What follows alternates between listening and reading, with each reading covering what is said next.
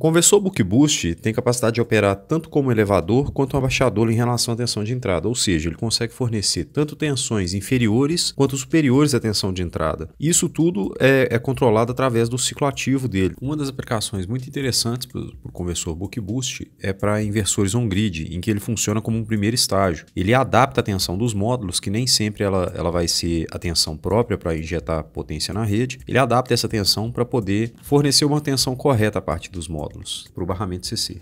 Nesse vídeo nós vamos fazer simulação de um conversor Buck Boost em malha fechada, em que ele vai ter que fornecer uma tensão fixa a partir de uma tensão de entrada que vai variar, e aí a gente vai entender o propósito dele. Nós vamos fazer o dimensionamento do Buck Boost, e para quem quiser entender mais sobre as equações do dimensionamento, eu vou deixar alguns cards aí de aulas que eu falo sobre o Buck Boost e sobre suas equações. E para ser mais específico, nós vamos fazer uma variação de 15 para 30 volts na tensão de entrada. Então o nosso conversor ele vai fornecer 20 volts para uma carga de 100 watts, tendo de entrada uma tensão que varia entre 15 e 30 volts. Então vamos embora para a simulação. Bom pessoal, então já no ambiente de simulação aqui vamos começar o projeto do conversor. A gente sabe que é um conversor que vai operar com 20 volts na saída, entregando 20 volts uma carga de 100 watts. Isso vai fazer com que essa carga tenha uma resistência vai ser uma corrente, ela vai drenar uma corrente de VO sobre PO, né? Na verdade, PO sobre VO, né? Esse PO sobre VO vai ser 5 amperes e ele vai ter uma resistência equivalente, essa carga vai ter uma resistência equivalente de VO sobre IO. Ok, beleza. Que mais que ele vai ter que a gente já fixou aí? Ele vai operar com 100 kHz. Ok. Bom, vamos considerar primeiro, nesse exercício, a gente vai considerar que ele vai ter duas entradas, que ele vai ter uma de 15 e que ele vai ter uma de 30. Então vamos considerar que ele está operando com 15 volts por enquanto e vamos ver como que sai esse dimensionamento. Para 15 volts, a gente vai ter aí uma corrente de indutância, né, que vai ser igual a... O valor médio dessa corrente vai ser igual a tensão de entrada vezes o ciclo ativo sobre essa resistência que equivale à carga, não é isso? Sobre, vamos colocar aqui, sobre 1 menos D, né? 1 menos o ciclo ativo ao quadrado. Essa que é a fórmula aí para calcular. Vou até colocar isso aqui ao quadrado dentro do parênteses para não ter problema, né? Essa é a fórmula que a gente utiliza de acordo com na aula que eu mostro, que eu indiquei para vocês. Ok? Beleza. O ΔL que a gente vai escolher um ΔL aqui de 1/4, né? O IL sobre 4, né? 1/4 desse L, para ficar mais fácil de controlar. E esse aqui vai guiar, vai guiar a gente no dimensionamento dele. O ΔVO, a gente pode considerar uns 5% aí, ou até mais, né? Se for o caso, até menos, né? Pode ser uns 2%, 2 sobre 100 da tensão de saída, né? 2% da tensão de saída vai ser isso aqui, né? E o que mais então? Aqui agora a gente vai colocar as fórmulas para calcular a indutância. A indutância que a gente vai precisar dele vai ser o mesmo cálculo para o caso do boost, né? Vai ser VI vezes o ciclo ativo vezes sobre a frequência sobre o ΔIL. E a capacitância vai ser a corrente de saída vezes o ciclo ativo, se eu não me engano, não é isso? Sobre a frequência sobre o ΔVO. Mais nada, né? Nós temos que calcular também, já que a gente já definiu da tensão de entrada, nós temos que calcular o ciclo ativo. O ciclo ativo, para esse caso aqui do Buck Boost, ele vai ser o VO sobre o VO mais o VI. Beleza, né? Nós temos tudo aqui calculado. Vamos fazer o dimensionamento só para 15 volts, né? Por enquanto. Quando a gente roda o código, a gente vai ver o seguinte. A gente vai ter uma capacitância, seria necessário uma capacitância de 71 microfarad e uma indutância de 29,4 microhenry, né? Então, para o caso aqui, vamos colocar aqui como se fosse o de 15 volts, não é isso? Como se fosse o de 15 volts. Ele teria que ter isso, né? A gente teria... Vamos colocar aqui como se fosse o de 15 volts. O de 15 volts seria... Vamos colocar aqui comentado, né? Para não ter problema. O de 15 volts seria... o indutor de 15 volts seria 29,4 microhenry, né? E o capacitor para um conversor desse com 15 volts de entrada seria, ele operar como elevador, né? Seria, cadê aqui, ó, 71.4 microfarad, beleza, ok. Agora, o que nós vamos fazer? Nós vamos variar aqui para 30 volts e vamos dimensionar de novo. Quando a gente roda de novo, o que acontece? Ele já nos dá outro valor aqui de capacitância e de indutância. Então aqui ele nos dá 50 microfarads e aqui ele nos dá 57.6 microhenry. Então tá, beleza. Ele nos dá outros dois valores, né? Então, para 30 volts, a gente vai ter ele com, né, uma indutância de 30, né? Um conversor com 30 volts de entrada, ele vai ter 50 micro, ele vai ter, não, peraí, vamos olhar de novo aqui. O de 30, o IL de 30 vai ter 57.6, 57.6 microhenry e o capacitor vai ter 50 microfarad. 50 microfarad. Significa que nós vamos escolher o seguinte, nós vamos escolher o maior valor de cada um. Então a gente vai escolher, como o maior valor aqui vai ser o do dimensionado para 30 volts, a gente vai escolher 57.5 ou, sei lá, 60 microhenry, né? E para o capacitor nós temos aqui 71 microfarad e 50 microfarad. Então vamos escolher esses dois valores aqui.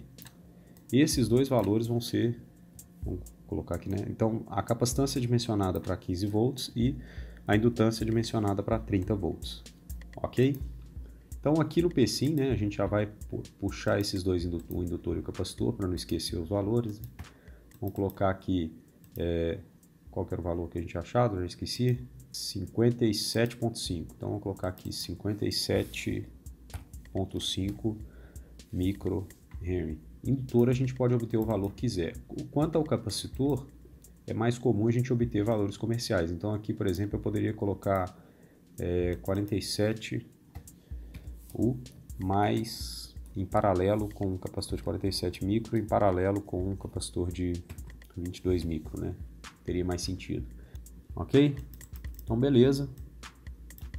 Vamos começar a montagem então. Pode deixar os dois componentes assim.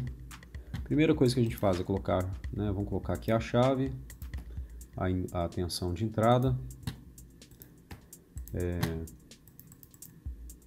vou colocar ela aqui, o diodo, né, o diodo ele vai estar aqui, só que rodado ao contrário, aqui você inverte ele aqui, beleza.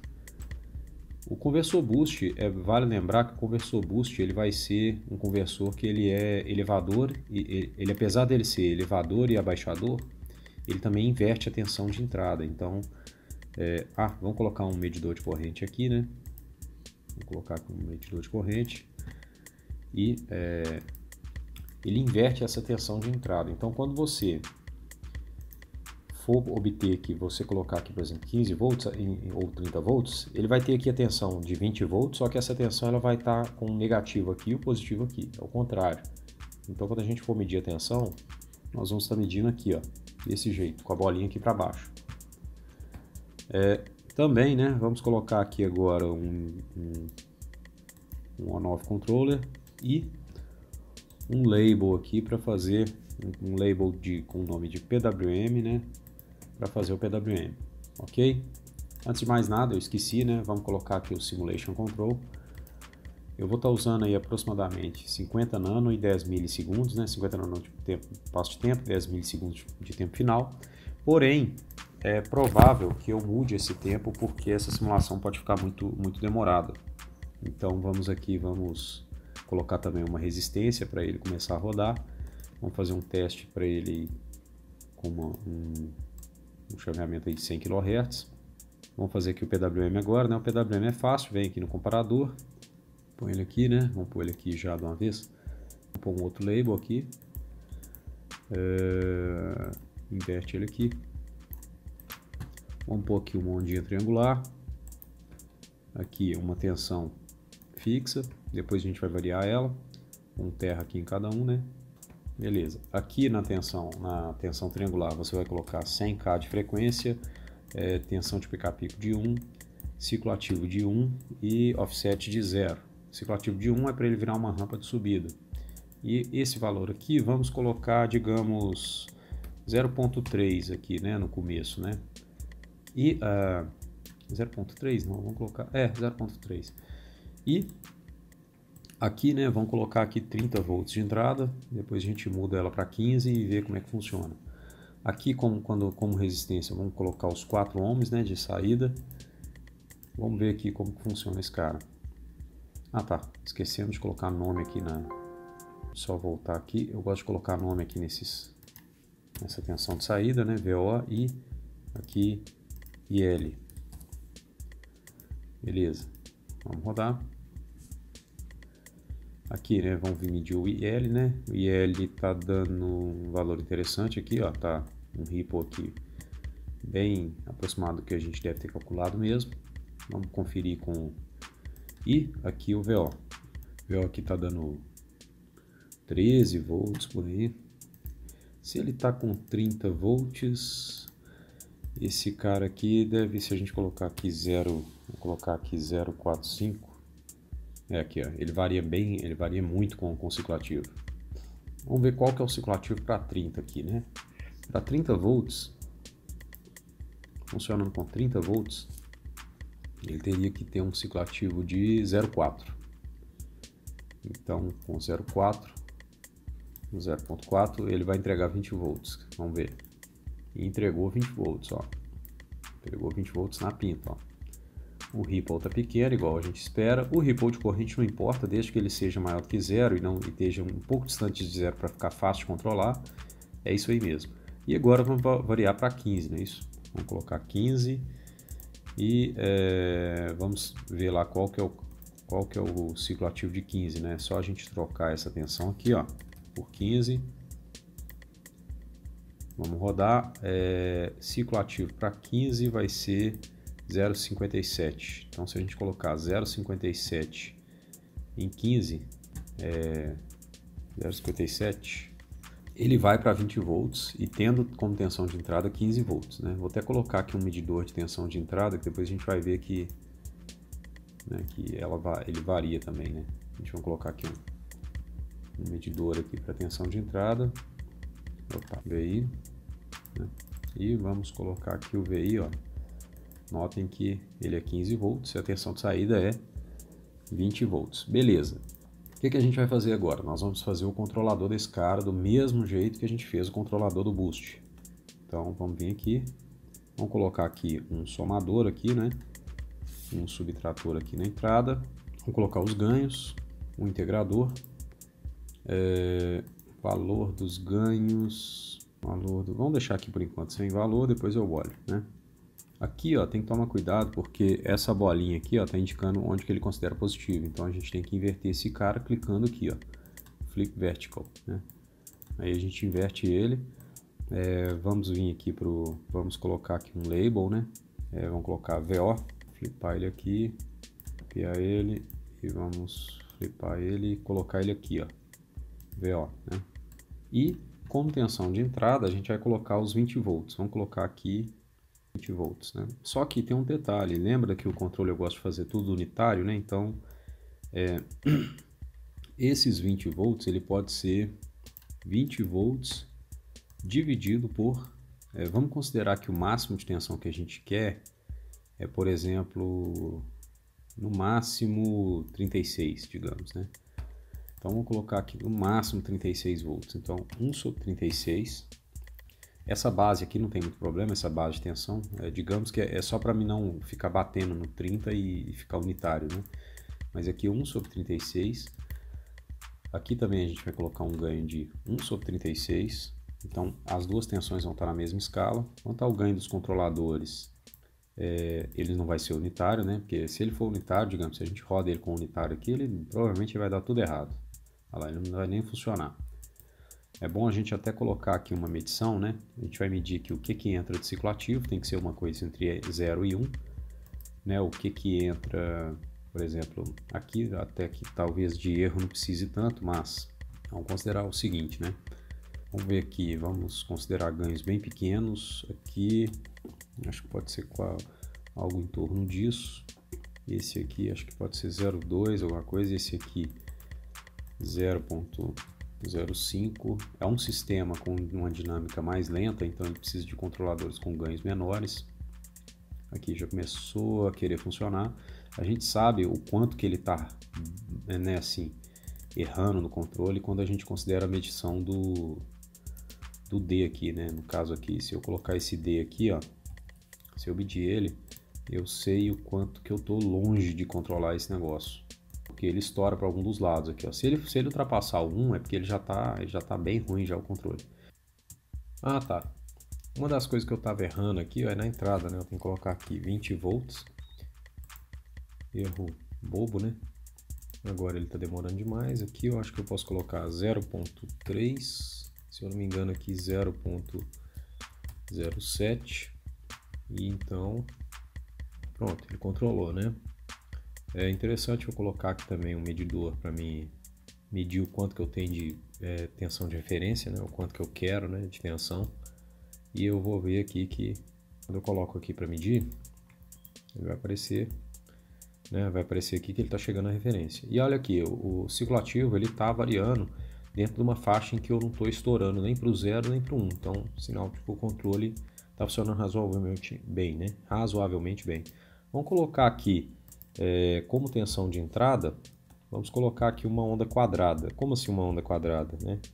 Vou colocar uma onda que varia ela pode variar aqui, essa simulação tem 30 milissegundos, ela pode variar aqui a uns 40 Hz mais ou menos, vou colocar uma variação aqui de 10 volts, um offset aqui vamos colocar uma variação de 15, um offset de 15, um ciclo ativo de meio e vamos ver o que dá. Essa tensão aqui a gente vai ver que ela vai variar e o que o controlador vai ter que fazer? Ele vai ter que fornecer 20 volts independente dessa tensão. Olha que interessante, né? Vamos até mudar vou até fechar isso aqui, mudar de novo, colocar aqui os três: tensão de entrada, tensão de saída e tensão Veja bem, aqui ó, eu tô com o meu controlador, eu tô com o meu boost, né? Buck boost, e ele está chegando em 20 volts. E depois o que acontece? Ele está funcionando como book aqui, né? Porque é 30 volts. E aí a tensão cai para 15. O que acontece? Ele tem um transitório aqui de controle e ele começa a funcionar em boost. Continua fornecendo aqui os 20 volts. Depois ela faz de volta aqui. Isso aqui eu estou perturbando ele, estou mostrando que enquanto ele varia, né? É claro que variações abruptas assim vão ser mais difíceis, mas enquanto ele varia, eu estou mantendo a minha tensão em 20 volts. Se eu considerar até uma variação mais leve aqui, é capaz de a gente nem perceber essa variação, né? Na tensão de saída. Mas esse transitório é por causa disso. O único ruim é que, por exemplo, quando ele tem aqui, ó, quando ele tem um transitório, uma queda muito abrupta, né? Ele vai ter aqui uma queda muito baixa, que ele vai cair para mais da metade. Quando ele for também, por caso aqui, ele pode ir para 40 volts, isso é perigoso para o circuito que você estiver trabalhando, então o controle dele, ele vai ter que ficar preparado para isso, né? Ele vai ter que ser um pouco melhor do que esse controlador não é o ideal para esse caso. E ele vai ter que baixar o ciclo ativo mais rápido do que chegar a tensão a 40 volts, é um transitório perigoso. E se eu fizer uma perturbação na carga também, né? Eu vou fazer o seguinte, vou deixar essa simulação um pouco mais lenta, né? Vou colocar um pouco mais lenta e vou fazer uma perturbação. Vamos fazer aqui uma perturbação nessa carga, né? Vou colocar aqui uma outra carga igual, vou colocar uma chave bidirecional nela, né? E vamos colocar um degrau aqui nela. Vamos colocar, tem que ter um on-off controller aqui também, interno aqui. E vamos colocar esse cara aqui, vai ser 60 milissegundos, vou colocar ele aqui mais ou menos vai operar uns 30 milissegundos. Vamos ver o que dá. Olha que interessante, ele está operando normal aqui, ó, ele está funcionando em 30 volts, tá? Com 30 volts ele fornece 20, depois ele cai para 15, fornece 20. Quando ele está no meio do transitório aqui, ele tem uma perturbação de carga, né? A carga, uma outra carga entra, ele dobra a corrente, tanto dobra a corrente que até dobra aqui também o ripple de tensão, e depois ele volta aqui para o 30 volts e ele tem que voltar para 20 do mesmo jeito. Então, esse aqui é um exemplo aqui olha aqui que interessante que eu apontei, ó, o ripple dele ele aumenta, né? Ele dobra aqui quando a gente dobra a carga, né? Então, se a gente dobrou essa carga aqui, ela está com mais de 20 watts, ela está com mais 100 watts, mas eu coloquei aqui só para funcionar mesmo. Se a gente quiser, a gente pode diminuir pela metade também. mas vai dar praticamente um mesmo resultado, vai dar um resultado bem próximo, né?